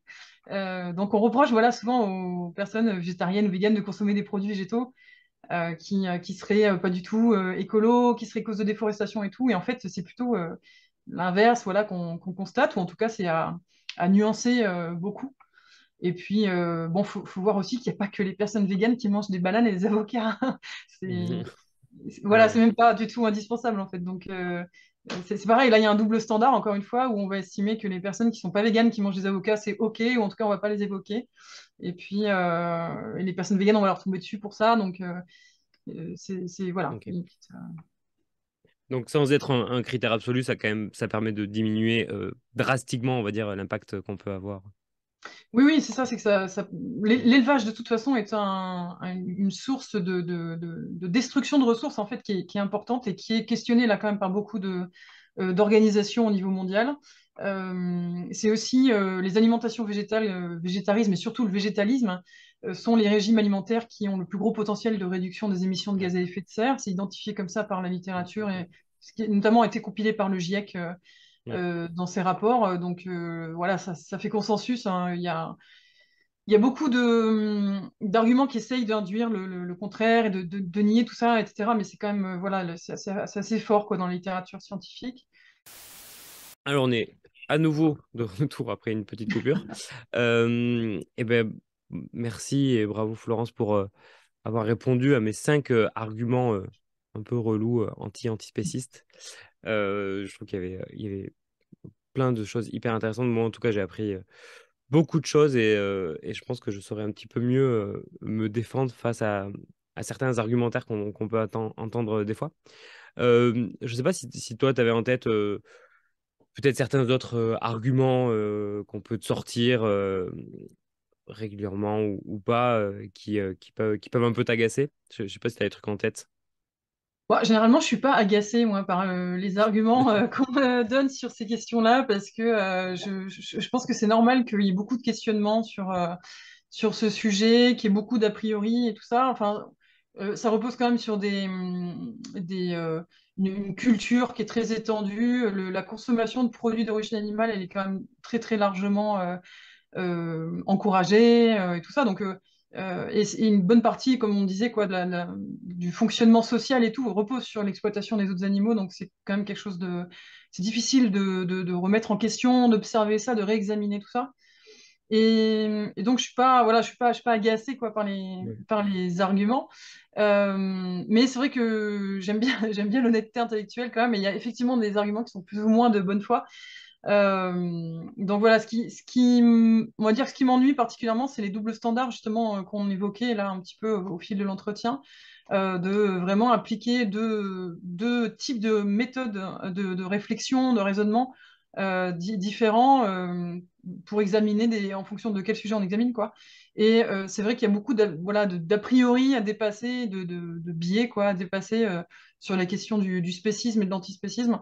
Donc voilà, moi, ce qui est aussi, je trouve dommage dans le débat public et tout ça, c'est beaucoup justement cette dichotomie dont on parlait aussi entre le militantisme et la neutralité, quoi. Et ça, je trouve que c'est vraiment, ça pourrit pas mal les débats. C'est quelque chose qu'on observe par ailleurs aussi sur la question climatique, hein, par exemple, beaucoup. Et bah, justement, tu évoquais le manuel d'esprit critique du militant écologiste. Enfin, j'ai plus le titre exact, C'est mais ça, c'est ça. Voilà, c'est ça, qui justement tombe pas dans cet écueil. Et moi, j'ai beaucoup aimé justement ça dans ce petit manuel, c'est que il n'y a pas cette fausse dichotomie là entre qu'est-ce qui est militant et qu'est-ce qui l'est pas. C'est-à-dire qu'à partir du moment où on argumente en faveur ou en défaveur de quelque chose, bah, on milite, hein, donc voilà, ça me paraît compliqué de passer à côté de ce truc-là. Donc voilà, je voudrais bien ne plus, enfin avoir moins à faire quoi à cette fausse opposition. Voilà. Ok, très bien. Est-ce que comment toi tu vois l'avenir de cette lutte-là, de ces questions-là? Est-ce que comment ça pourrait accélérer? Comment on pourrait prendre plus rapidement et plus massivement conscience des enjeux autour de l'exploitation animale? Est-ce que toi, t'es confiant? Tu vois que ça va plutôt dans le bon sens? Est-ce que ça va assez vite? Est-ce que ça va trop vite? Ça m'étonnerait, mais voilà. Comment tu vois Non, je l'évolution de dirais ça? pas, je dirais pas que ça va trop vite, c'est clair. Il y a du changement quand même, et on constate quand même qu'il y a une évolution dans la perception, notamment du grand public, mais aussi dans la perception médiatique, politique, de ces questions-là, beaucoup depuis 2014-2015. Ce qui a beaucoup joué sur le regard du grand public, c'est notamment bah, les vidéos tournées dans les abattoirs et les élevages qui ont été révélées au grand public aussi, bah, notamment beaucoup par l'association L214, qui ont quand même fait réagir très vivement.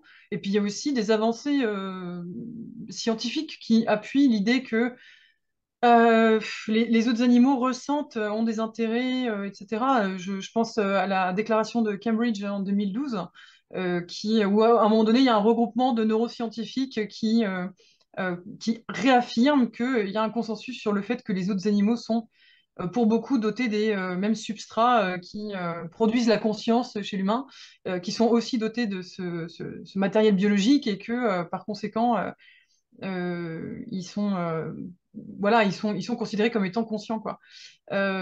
Donc, il y a des avancées dans les neurosciences, dans l'éthologie aussi, l'étude du comportement des animaux, une meilleure connaissance de ce qui est pratiqué en élevage et en abattoir, qui fait que depuis quelques années, quand même, on a un petit tournant dans le débat public et on a un petit peu plus d'attention qui est portée sur ce sujet-là. Il y a aussi les questions environnementales qui jouent beaucoup parce que c'est encore un sujet qui peine à être évoqué dans certaines organisations environnementales ou même politiques, hein, parce que par exemple, le ministre actuel de la transition écologique n'a jamais parlé, je l'avais souligné il y a quelque temps sur son compte Twitter, de viande ou de végétarisme ou de végétalisme ou de véganisme, etc. Donc c'est pas le seul, hein, le biais de l'alimentation, réduire ses émissions de gaz à effet de serre via l'alimentation, c'est un sujet qui est encore un petit peu euh, pas tabou, mais enfin qui est souvent moins évoqué que le reste par rapport aux ordres de grandeur que ça représente. Mais malgré tout, avec les compilations de données du GIEC, par exemple, qui montrent clairement qu'il y a un gros potentiel de réduction des émissions de gaz à effet de serre via l'alimentation, bah, toutes ces données-là, elles encouragent quand même les personnes à végétaliser leur alimentation, à au moins se poser la question. Et il y a des nouvelles données aussi qui cassent un petit peu les idées reçues, notamment il y avait cette idée que manger local c'était le mieux et que c'était le transport qui était surtout responsable des émissions de gaz à effet de serre. En fait, on se rend compte que la question c'est plutôt est-ce que l'alimentation est végétale ou animale. Mm. Et on se rend compte que les produits d'origine animale, même locaux, polluent, génèrent beaucoup plus de gaz à effet de serre et occupent des terres, etc. Beaucoup Ouais, plus que les ouais. aliments végétaux, même qui viennent de l'autre bout du monde, quoi. Je pense que Donc, c'est pardon. ouais. Juste sur ça, je pense que j'aurais pu rajouter dans la liste des arguments. C'est un truc que j'entends souvent aussi, quelqu'un qui va dire non, mais moi, le producteur, je sais pas, de vache ou je sais pas quoi, je le connais, il est dans mon village, etc. Donc c'est écolo et tout, tu vois. Donc, enfin, Et il oui, y a mais un peu c'est, ce truc qui reste, quoi. ouais, bien sûr, mais c'est complètement contre-intuitif de penser que on va davantage avoir un bilan carbone plus mauvais en consommant effectivement un morceau de la vache qui est dans le pré d'à côté plutôt que des avocats qui viennent du Pérou. C'est vrai que c'est hyper contre-intuitif et pourtant il faudrait manger une quantité astronomique de bananes et d'avocats pour compenser le fait de manger juste 200 grammes de la vache du coin. Voilà, sans compter la nuisance qui est faite à la vache évidemment parce que il y a aussi ce sujet-là. Ouais. Mais voilà, il y a beaucoup de remises en question du coup de ces idées reçues et de ces clichés sur qu'est-ce qui émet des gaz à effet de serre. Mm. Et c'est des choses qui sont un peu plus accessibles maintenant au grand public, quoi. Donc ça bouge malgré tout. Et sur la considération morale accordée aux autres animaux, il y a aussi quand même un changement qui s'opère et euh, il y a, je trouve que le débat public s'améliore, même s'il y a encore beaucoup de caricatures. Il y a beaucoup de négation aussi de la souffrance encore qui est vécue par les autres animaux. On l'a vu récemment en France sur les débats sur la corrida, où on a des personnes qui sont à la fois vétérinaires et éleveuses de taureaux, qui affirment sur les plateaux télé que les taureaux souffrent pas pendant une corrida, quoi. Donc c'est des choses qu'on entend encore dans le débat public, voilà, entre Mm. autres. Mais malgré Ouais. tout, ces questions, elles prennent un petit peu plus d'espace quand même dans l'espace public, y Ouais. compris politiquement. Sur la loi, ça commence à changer, sur la restauration collective aussi, ce genre de choses. Pour moi, ça va pas assez vite et il y a encore trop de caricatures et de mauvais arguments qui sont donnés, mais bon. Mm. J'ai l'impression que ça avance plus vite, enfin, ou en tout cas ça a commencé plus tôt en fait de la prise en considération des enjeux autour de l'empreinte carbone, du réchauffement climatique. Et je pense que pour une grande partie des personnes qui ont réduit leur consommation de viande, c'est pour cette raison-là, ou principalement pour cette raison, que pour des raisons d'éthique animale. J'ai l'impression en tout cas. Euh, et je pense que du coup ça revient un peu à une forme d'écologie qui est un peu du coup anthropocentrée en fait. C'est-à-dire qu'on va manger, on va réduire une consommation animale pour réduire l'empreinte carbone parce qu'au final, ça aurait un impact sur nous, sans penser à la base à l'impact que ça a sur les autres animaux, quoi. Oui, bah effectivement, oui, c'est souvent une logique anthropocentrée qui détermine les choix. En matière de décision écologiste aussi, hein, effectivement, on se dit, bon, il faut sauver les abeilles parce que sans les abeilles, on va tous mourir, sans prendre en compte voilà, les intérêts des abeilles en elles-mêmes. Mais c'est le cas pour beaucoup d'autres animaux. Si on veut sauver les pandas parce que il faut que nos enfants ils puissent voir des pandas, c'est pas tellement pour les pandas eux-mêmes, quoi, en tant qu'individus. Donc c'est pour ça qu'il y a souvent aussi des petites confrontations comme ça entre la pensée antispéciste et la pensée écologiste de conservation, quoi, où on va dire bah c'est ok d'enfermer les tout derniers individus qui restent de cette espèce toute leur vie pour conserver l'espèce. Alors que les antispécistes, ils vont dire, bah non, c'est pas OK parce qu'on les maintient en captivité voilà, pour que les nouvelles générations humaines puissent profiter de ces animaux qui sont un peu jolis, un peu spectaculaires. Ça n'a pas vraiment de sens. Pour l'individu, en tout cas, c'est une nuisance d'être tenu en captivité ad vitam Mm. aeternam comme ça pour le bénéfice de quelques humains, quoi. Mais par contre, ce qu'on observe, hein, c'est que il y a effectivement souvent l'arrêt de la consommation de viande, voire de produits d'origine animale, motivé d'abord par des conditions environnementales, qui ensuite permettent de se libérer un petit peu de son paradoxe de la viande, si je puis dire, et du coup de mieux considérer les animaux une fois qu'on les mange plus, en fait. Parce que c'est un mécanisme psychologique qui est pas mal documenté aussi, c'est que quand on considère que des animaux sont faits pour être mangés, eh ben on nie leur capacité cognitive, on nie leur monde affectif, leur intelligence, leur capacité à souffrir, on minimise un petit peu. Et quand on se libère du poids de vouloir les manger, bah souvent on accepte moins bien leur exploitation, quoi. Quand on a arrêté de manger les autres animaux, souvent on prête beaucoup Mm. plus attention à leurs intérêts parce qu'on n'est plus en conflit, quoi, avec ça. Et Mm. moi, c'est quelque chose que j'observe beaucoup pour le coup, des personnes qui arrêtent de manger de la viande pour des questions écolo, euh, et qui ensuite commencent à dénoncer ce qui se passe dans les abattoirs et tout ça, alors que c'était pas du tout la raison première de leur arrêt, mais parce qu'elles se sentent libérées de la culpabilité de dire mince, je participe toujours à ça, Ouais. quoi. Ouais. Ouais, c'est dingue, ouais. En fait, il y a une forme un peu de dissonance cognitive où, en fait, si tu te retrouves à manger de la viande, tu es obligé de soutenir quelque part pour que ça reste acceptable pour toi. Il faut que tu te dises qu'en fait, les animaux ne ressentent pas en fait, de douleur ou d'émotion. Je pense que c'est beaucoup plus facile à vivre comme ça. Et du coup, inconsciemment, automatiquement, on va faire ce raccourci-là, quoi. Et du coup, quand on t'arrête de manger de la viande, tu n'as plus besoin de cet artifice un peu cognitif. Oui. Mais c'est ça, on aime bien quand même se considérer comme des personnes cohérentes et tout, on aime bien être en cohérence et Ouais. voilà, en accord entre nos actes, nos pensées, etc. Et quand il y a un conflit entre les deux, c'est vrai que c'est souvent une source de malaise ou d'inconfort en tout cas. Donc c'est vrai que le fait d'arrêter de changer ses pratiques, etc., ça soulage vis-à-vis de ses convictions, de ses idées et tout ça, ça devient plus facile. Mais encore, Mm. voilà, encore une fois, comme je disais tout à l'heure, hein, moi enfin, je préfère à la limite une personne qui mange des produits animaux de temps en temps pour des raisons X ou Y et qui défend l'idée que effectivement c'est pas pertinent de discriminer en fonction de l'espèce. Je préfère ça plutôt que quelqu'un qui s'exprime jamais sur la question et est bien pur, bien vertueux chez soi, quoi. Tu Mm. vois, je pense que le débat public, la discussion, elle avance davantage justement avec même s'il y a un petit peu d'incohérence chez soi avec le fait de défendre certaines idées, quoi. C'est comme ce que je disais tout à l'heure sur le bisou magique, le zététicien qui fait un bisou magique, quoi. En fait, ça, ou même s'il prenait un cachet d'homéopathie parce que, voilà, à un moment ça le soulage ou je sais pas quoi, c'est pas très grave tant que Ouais, le ouais, discours ouais. public et que l'énergie collective qui est mise sur le fait de régler ces soucis-là, elle est là, quoi. Ouais. J'ai des exemples de ça au sein même du cortex. Je dénoncerai personne, mais des gens Ouais. qui donnent de l'homéopathie à leurs enfants pour leur faire croire que ça les soulage. Bah ouais, mais c'est le Père Noël aussi, c'est tout ça, quoi. C'est sur la Exactement. question. Ouais, est-ce qu'on entretient les croyances infondées, collectives, les mythes bon, c'est vaste question. Moi, c'est plutôt l'échelle collective qui m'intéresse, hein, comme je disais tout Ouais. à l'heure, quoi. Mais c'est marrant, j'avais jamais fait vraiment cette distinction entre la théorie qui est antispéciste, mais la mise en pratique qui dans les faits, n'est pas forcément facile au quotidien pour plusieurs raisons suivant les individus. Et que ce qui est le plus important, ouais, c'est de mettre en avant les questions antispécistes et tant que possible, essayer de l'appliquer, quoi, mais Mhm. sans demander à tout le monde d'avoir une espèce de pureté absolue, quoi. Bah, c'est ça, ce qu'il y a, c'est que ça peut aussi être un repoussoir hein, d'exiger à l'échelle individuelle d'être parfait ou parfaite, entre guillemets.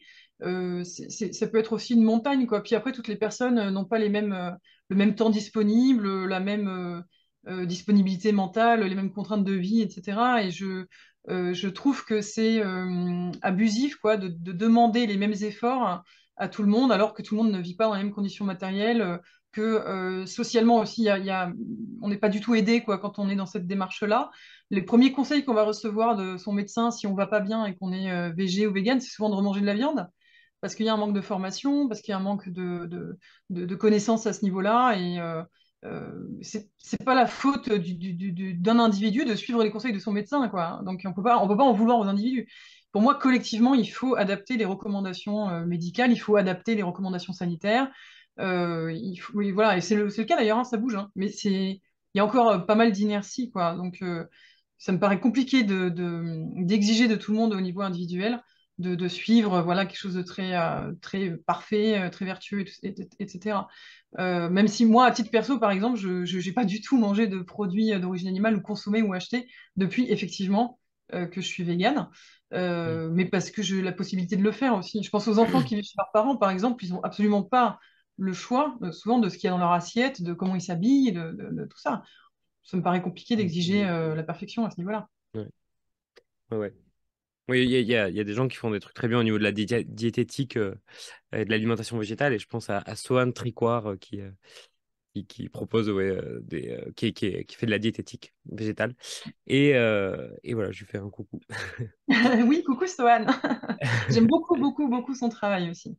Ouais. Et, sur les alimentations végétales, je conseille aussi le contenu de l'ONAV, l'Observatoire national des alimentations végétales, et qui a un conseil scientifique aussi, qui est constitué de médecins, diètes et nutritionnistes, qui fait un travail justement de vulgarisation qui est vraiment remarquable, c'est agréable, bien sourcé, très très documenté et très rigoureux.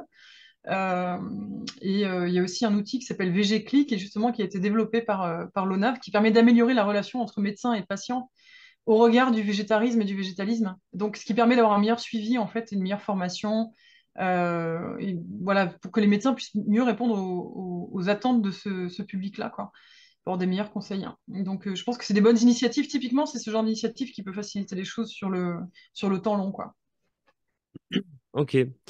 Ben, je pense qu'on va arriver à la conclusion de ce podcast. Alors, je sais pas si tu voulais ajouter un conseil ou peut-être un conseil de ressources ou un conseil pour commencer à être vegan, je sais pas. Voilà. Ouais, pour commencer à être vegan, bah, s'il y a des personnes qui veulent végétaliser leur alimentation, leur mode de vie en général est moins dépendre de l'exploitation des autres animaux, je trouve que le site Vegan Pratique est très bien fait parce qu'il propose des ressources nutritionnelles très très grand public, donc très simples d'accès et qui sont malgré tout sourcées et rigoureuses. Mais il y a aussi des recettes, il y a des petits programmes voilà, qui permettent d'y aller petit à petit, quoi. Donc c'est assez pratique bah, comme son nom l'indique, un vegan pratique, voilà. Pour tout ce qui est contenu sur ouais, spécisme, antispécisme, et notamment avec des principes de l'esprit critique, du scepticisme, je conseille la chaîne YouTube Réplique éthique, qui est, si on n'a pas peur d'être exposé justement à ces thématiques-là et à se remettre en question, je pense que il y a des vidéos très courtes qui s'appellent Votre éthique en 2 minutes qui abordent justement ces questions. Le podcast Comme un poisson dans l'eau aussi, qui interroge des chercheurs et chercheuses du domaine sur voilà, chacun et chacune leur expertise, qui est absolument passionnant et qui est vraiment très très bien conçu aussi. Puis en bouquin, je conseille assez souvent le livre L'antispécisme dans la collection Que sais-je aux presses universitaires de France, qui est un livre de Valérie Giroux, qui est philosophe, et qui est, je pense, une bonne approche exhaustive, mais assez courte aussi, assez dense de la question, et qui permet d'éviter justement les mauvaises compréhensions quoi, du terme, du mouvement, etc. Bon, il y a beaucoup d'autres choses, hein, je cite pas tout, mais voilà. Alors, attends, parce qu'il y a quelqu'un qui passe l'aspirateur juste à côté, donc je vais demander d'arrêter. Je ferai une petite coupure. Bah, du coup, merci beaucoup pour ces petites références et encore merci beaucoup d'avoir accepté l'invitation et de nous avoir. Enfin, moi, en tout cas, j'ai appris beaucoup de choses et j'espère que cet épisode sera utile à tous ceux que le sujet intéresse et même ceux qui ne se sentent pas intéressés par le sujet, d'autant plus, j'espère.